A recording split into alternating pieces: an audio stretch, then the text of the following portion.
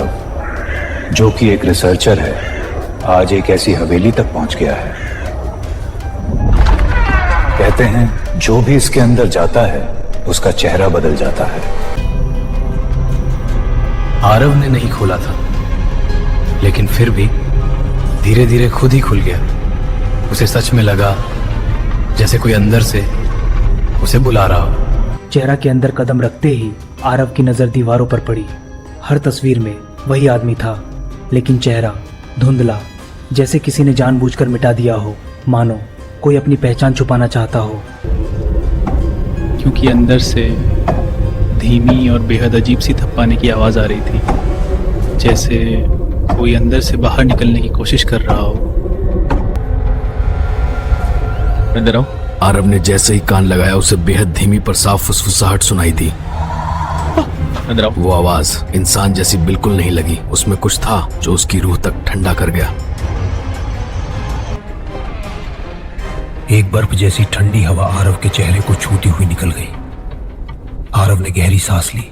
उसे लगा जैसे कोई बिल्कुल उसके पास से होकर अंधेरे में खो गया हो, जब उन सदा को टक्कर था।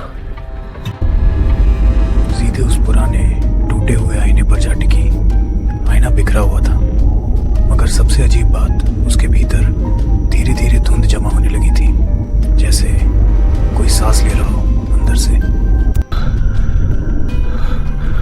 आरव ने जैसे ही आईने में देखा, उसकी सांस अटक गई।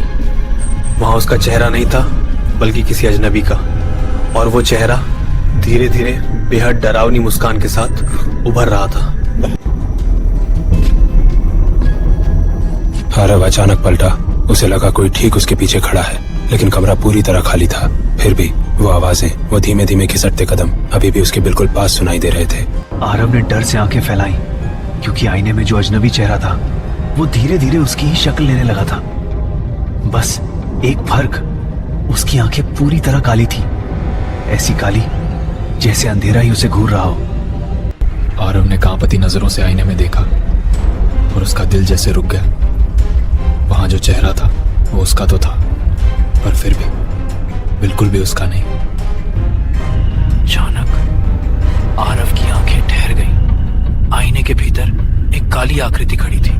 वो हिल नहीं रही थी, बस गहरी बेहद भारी सांसें ले रही थी, जैसे वो उसी कमरे में उसके बिल्कुल सामने खड़ी हो।